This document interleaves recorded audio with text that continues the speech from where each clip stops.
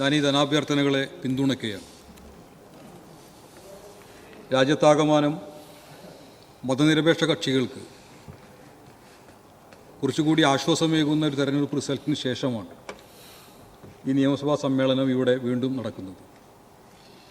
തീർച്ചയായും കേരളത്തിലുൾപ്പെടെ ഇടതുപക്ഷത്തിനുണ്ടായ പോരായ്മകളും പരാജയങ്ങളുമെല്ലാം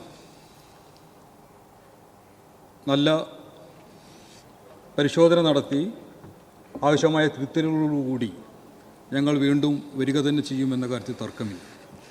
സാർ, ഇവിടെ ലോക്സഭാ തെരഞ്ഞെടുപ്പുള്ള ചരിത്രത്തിൽ കഴിഞ്ഞ 20 വർഷക്കാലത്തെ ഒരു അനുഭവം എടുത്താൽ 2004 മാത്രമാണ് വലിയ ഭൂരിപക്ഷത്തോടുകൂടി ഇടതുപക്ഷത്തിന് കേരളത്തിൽ നിന്ന് MP-മാരെ വിജയിപ്പിക്കാൻ വേണ്ടി സാധിച്ചിട്ടുള്ളത്.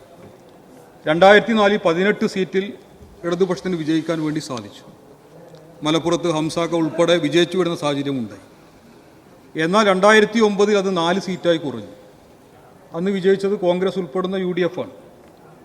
പിന്നീട് 2014 അന്തരിച്ച സിനിമാ നടൻ ഇന്നസെൻ്റ് ഉൾപ്പെടെയുള്ള MP-മാർ, അങ്ങനെ 8 പാർലമെൻറ്റ് സീറ്റിൽ വീണ്ടും വിജയിക്കാൻ വേണ്ടി സാധിച്ചു.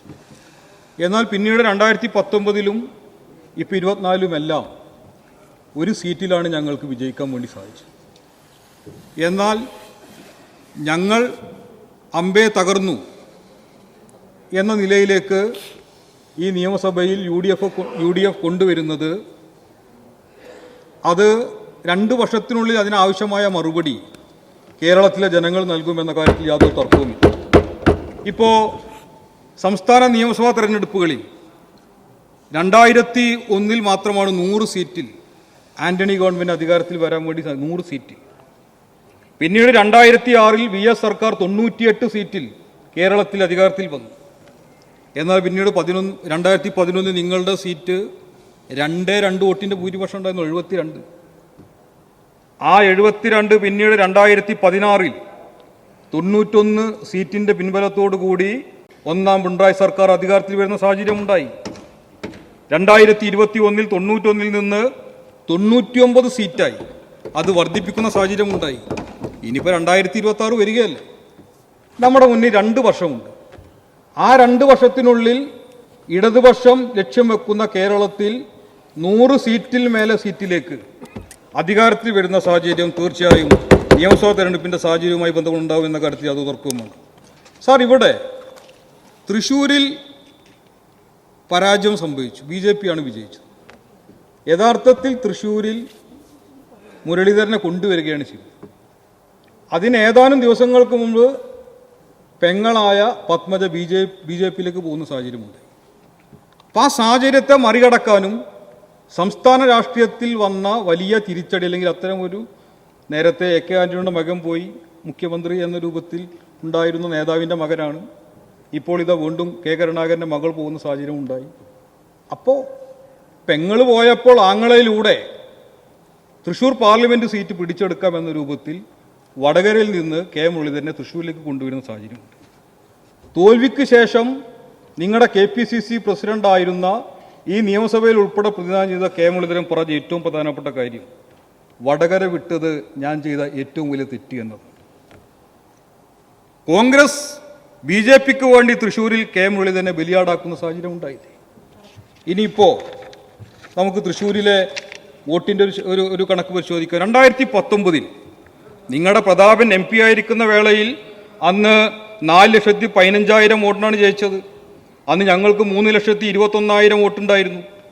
എന്നാൽ 24 എത്തി നിൽക്കുമ്പോൾ ഇപ്പോൾ ഏതാനും ദിവസങ്ങൾക്ക് മുമ്പ് തന്നെ തെരഞ്ഞെടുപ്പിൽ നിങ്ങളുടെ വോട്ടാണ് 3,28,000 കുറഞ്ഞത്. ഞങ്ങൾക്ക് 3,37,000 വോട്ടുണ്ട്. എവിടെ പോയി നിങ്ങളുടെ 85,000 വോട്ട്? ആര് കൊണ്ടുപോയി? ഇതാണ് ഈ പറയുന്നത് പോലെ തൃശ്ശൂരിൽ വന്ന ഏറ്റവും വലിയ പരാജയം. ആ പരാജയത്തെ വളരെ കൃത്യമായി കണക്കാക്കി അതിനാവശ്യമായ തിരുത്ത നടപടികൾ ചെയ്യുക എന്നത് ഈ കേരളത്തിൽ BJPയെ വളർത്തുന്നതിൽ, ഈ സീറ്റ് നേടിക്കൊടുക്കുന്നതിൽ നിങ്ങൾക്ക് വലിയ ഗുരുതരമായ പാളിച്ച വന്നു. ഇത് നേരത്തെ 2016 നിയമത്തിൽ നിങ്ങൾക്ക് വന്നു. 2014 എന്താ സ്ഥിതി?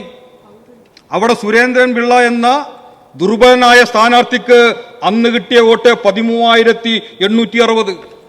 അങ്ങനെയാണ് 8,671 വോട്ടിന് 2016 കേരളത്തിന്റെ നിയമസഭാ ചരിത്രത്തിൽ ആദ്യമായി BJP-യിലൂടെ ഒരു നിയമസഭാ സീറ്റ് ഉണ്ടായത്. എന്നാൽ പിന്നീട് അക്കൗണ്ട് ഞങ്ങൾ പൂട്ടിച്ചത് വേറെ കാര്യം. അപ്പം അതുകൊണ്ട് ഇത്തരത്തിൽ വലിയ വാദപ്രതിവാദങ്ങളും വലിയ അഹങ്കാരവാദങ്ങളുമെല്ലാം ഈ പാർലമെന്റ് തെരഞ്ഞെടുപ്പോടുകൂടി LDF അങ്ങ് ദുർബലപ്പെട്ടു എന്ന നില നിങ്ങൾ സ്വീകരിക്കരുത്. ആ നിലയിലേക്ക് നിങ്ങൾ താന്നു പോകരുത്. ഇപ്പോൾ ഏറ്റവും ഒടുവിൽ ആലപ്പുഴയിലെ നിങ്ങളുടെ സ്ഥാനാർത്ഥിയായി വിജയിച്ച KC വേണുഗോപാൽ, അദ്ദേഹം രാജസ്ഥാനിലെ രാജ്യസഭ MP ആയിരുന്നു. അപ്പോൾ കോൺഗ്രസിന് വീണ്ടും ഒരു രാജ്യസഭാ സീറ്റ് കൊടുക്കുന്ന രൂപത്തിലേക്ക് മാറുന്ന സാഹചര്യം നിങ്ങൾ വരുന്നു. ഇപ്പം BJPക്ക് ഒരു സീറ്റ് കൊടുക്കുന്ന രൂപത്തിലേക്ക് കാര്യങ്ങൾ വരുന്നു. ഇനിയിപ്പോൾ പാലക്കാട് 6 മാസത്തിനുള്ളിൽ നിയമസഭാ തെരഞ്ഞെടുപ്പ് വരാൻ വേണ്ടി പോകുന്നു. ഇപ്പൊ ഞാൻ ചോദിക്കട്ടെ, ഒരു 3 വർഷം മുമ്പ് ഒരു ഘട്ടത്തിൽ പാലക്കാട് അസംബ്ലി തെരഞ്ഞെടുപ്പ്, പാലക്കാട് അസംബ്ലി മണ്ഡലത്തിൽ നഗരപ്രദേശങ്ങൾ എണ്ണുമ്പോൾ ഈ ശ്രീധരൻ 9,000 10,000 വോട്ടിന് മുന്നിലായിരുന്നു അല്ലേ? കഷ്ടിക്കൈ 3,800 വോട്ടിനാണ് അന്ന് ഷാഫി പറമ്പിൽ കടന്നുകൂടിയത്. അങ്ങനെ കേരളത്തിലെ ഏറ്റവും BJP ഗൺ പോയിന്റ് നിർത്തുന്ന ഒരു നിയമസഭാ മണ്ഡലത്തിൽ ഒരു സിറ്റിംഗ് MLA നിങ്ങൾ വടകര കൊണ്ടുപോയി മത്സരിച്ചു, അത് നിങ്ങളുടെ കാര്യം. പക്ഷേ അവിടെ സിദ്ദീഖിനെ പോലുള്ള നേതാക്കന്മാരുണ്ടായിരുന്നല്ലോ. അപ്പോൾ BJPക്ക് ചെറുതെങ്കിലും ഒരു അവസരം കൊടുക്കാൻ സാധിക്കുന്ന രൂപത്തിലേക്ക് രാഷ്ട്രീയമായ ഒരു തെരഞ്ഞെടുപ്പ് ഘട്ടത്തിൽ സ്ഥാനാർത്ഥി നിർണയത്തിൽ വലിയ ഗുരുതരമായ പിഴവ് ഉൾപ്പെടെ വരുന്ന സാഹചര്യം ഇതുമായി ബന്ധപ്പെട്ട് വന്നുണ്ട് എന്നതും ഇതുമായി ഈ ചർച്ചയുടെ ഭാഗമായി പറയുന്ന ഏറ്റവും പ്രധാനപ്പെട്ട കാര്യം. സാർ, ഇവിടെ ഈ കേരളത്തിനകത്ത് പൊതുവിൽ ഈ ഗവൺമെൻറ് ഇപ്പോൾ ഏത് മേഖല, പൊതുവിദ്യാഭ്യാസ മേഖലക്ക് നമ്മുടെ ഈ കേരളത്തിൽ കഴിഞ്ഞ ഒരു 7-8 വർഷക്കാലമായി വിദ്യാഭ്യാസ മേഖലയിൽ വന്ന വലിയ മാറ്റം ചെറുതല്ല. കോടിക്കണക്കിന് രൂപയുടെ കെട്ടിടങ്ങൾ, പ്രത്യേകിച്ച് കിഫ്ബിയുടെ സാധ്യത ഉപയോഗപ്പെടുത്തി ഈ കേരളത്തിന് 973 കെട്ടിടങ്ങളാണ്. അത് ഏതെങ്കിലും തരത്തിലുള്ള രാഷ്ട്രീയ വിവേചനം കാട്ടിയിട്ടുണ്ട്. ഭരണപ്രതിപക്ഷ വ്യത്യാസമില്ലാതെ എല്ലാ മണ്ഡലങ്ങളിലും വാരിക്കോരി ഫണ്ട് കൊടുക്കുന്ന സാഹചര്യമുണ്ടായി. 45,000-ഓളം ഹൈടെക് ക്ലാസ് മുറികൾ കേരളത്തിൽ വന്നു. ഇപ്പോൾ ഇതാ രാജ്യത്താദ്യമായി പ്രൈമറി സ്കൂൾ പാഠപുസ്തകത്തിൽ ആർട്ടിഫിഷ്യൽ ഇന്റലിജൻസിന്റെ പഠനം 7ാം ക്ലാസ്സിൽ ഉൾപ്പെടെ കൊണ്ടുവരികയാണ്. ജെൻഡർ ന്യൂട്രാലിറ്റി, അടുക്കളയിലെ പണികൾ പങ്കിട്ടെടുക്കേണ്ട തരത്തിൽ ചെറിയ കുട്ടികളെ പോലും സമത്വത്തിന്റെ, തുല്യതയുടെ ബാലപാഠങ്ങൾ അഭ്യസിപ്പിക്കുന്ന രൂപത്തിലേക്ക് കാര്യങ്ങൾ വരുന്നു. അപ്പൊ പൊതുവിൽ എല്ലാ മേഖലയിലും മാറ്റം. ഇപ്പോൾ PSC നിയമനങ്ങൾ ഈ രാജ്യത്ത് നടന്നതിൽ 40% PSC നിയമനങ്ങൾ നടന്നത് കേരളത്തിലാണ്. ഇപ്പൊ കഴിഞ്ഞ വർഷം കേരളത്തിൽ 34,110 നിയമനങ്ങൾ നടന്നു. ഇപ്പൊ രാജ്യത്താകമാനം എത്രയെന്ന് അറിയോ PSC വഴിയാണത്? 25 സംസ്ഥാനങ്ങളിൽ 51,498. ഇപ്പൊ കേരളത്തിൽ PSC നിയമങ്ങൾ ഉൾപ്പെടെ തകൃതിയായി നടക്കുന്ന സാഹചര്യം നമുക്ക് കാണാൻ വേണ്ടി സാധിക്കും. കഴിഞ്ഞ 3 വർഷക്കാലമായി കേരളത്തിന്റെ ടൂറിസം മേഖല വലിയ മാറ്റങ്ങൾ വന്നു. കേരളത്തിലേക്ക് വിദേശ വിനോദസഞ്ചാരികൾ ഉൾപ്പെടെ, നമ്മുടെ ആഭ്യന്തര ഇന്ത്യയിലെ വിവിധ സംസ്ഥാനങ്ങളിൽ നിന്നുള്ള വിനോദസഞ്ചാരികൾ ഉൾപ്പെടെ കേരളത്തിലേക്ക് വരുന്ന സാഹചര്യം ഈ ലോകത്തെ വിനോദസഞ്ചാരികൾ കാണേണ്ട പ്രധാനപ്പെട്ട 50 പ്രദേശങ്ങളിലൊന്നായി കേരളത്തെ തിരഞ്ഞെടുക്കുന്ന സാധ്യത ഉണ്ടായി. കേരളത്തിന്റെ ഭാവി സാധ്യതയായ ടൂറിസം സാധ്യതയിലേക്ക് ഉൾപ്പെടെ കേരളത്തിൽ വലിയ മാറ്റങ്ങൾ വന്നു. അതുകൊണ്ട് ഇപ്പം വാഗമണ്ണിൽ ഉൾപ്പെടെ ഗ്ലാസ് ബ്രിഡ്ജിന്റെ സാധ്യത ഉപയോഗപ്പെടുത്തിക്കൊണ്ട് 100 കണക്കിന് വരുന്ന വിനോദസഞ്ചാരികൾ ആകർഷിക്കുകയാണ്. ഇപ്പോൾ പാലക്കാട് ജില്ലയിൽ നെന്മാറ മണ്ഡലത്തിൽ നെല്ലിയാമ്പതി ഉൾപ്പെടെ അത്തരം സാധ്യതകളിലേക്ക്, അത്തരം നടപടികൾ ഉൾപ്പെടെ ആരംഭിക്കാൻ വേണ്ടി ഈ സർക്കാർ തയ്യാറാകണമെന്നാണ് അതുമായി ബന്ധപ്പെട്ടുകൊണ്ട് പറയാനുള്ള കാര്യം. അതോടൊപ്പം തന്നെ സാർ, ഈ കേരളത്തിനകത്ത് 4 വരി ദേശീയപാത അതിവേഗത്തിൽ വന്നുകൊണ്ടിരിക്കുകയാണ്.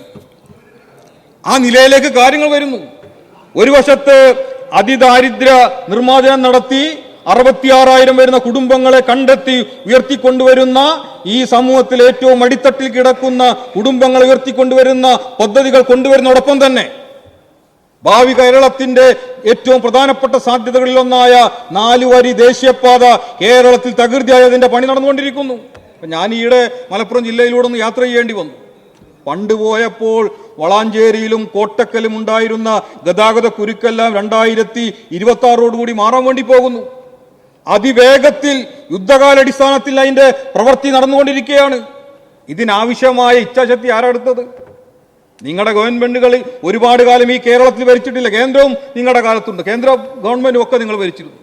എന്നാൽ നിങ്ങൾക്ക് അക്കാലത്തൊന്നും നടത്താൻ സാധിക്കാത്ത ഭൂമി ഏറ്റെടുക്കൽ നടപടി ഉൾപ്പെടെ കൃത്യമായി നടത്തിക്കൊണ്ട് ഈ കേരളം മുന്നോട്ട് കുതിക്കുന്ന കാഴ്ച ഇവിടെ നമുക്ക് കാണാൻ വേണ്ടി സാധിക്കും. സാർ, ഇവിടെ കഴിഞ്ഞ ഒരു വേളയിൽ, കഴിഞ്ഞ സമ്മേളനം മുതൽ ഈ സമ്മേളനം വരെയുള്ള കാലങ്ങളിൽ ഏറ്റവും പ്രധാനപ്പെട്ട ഒരു തീരുമാനം നടന്നത് ദേവസ്വവുമായി ബന്ധപ്പെട്ടുകൊണ്ടാണ്.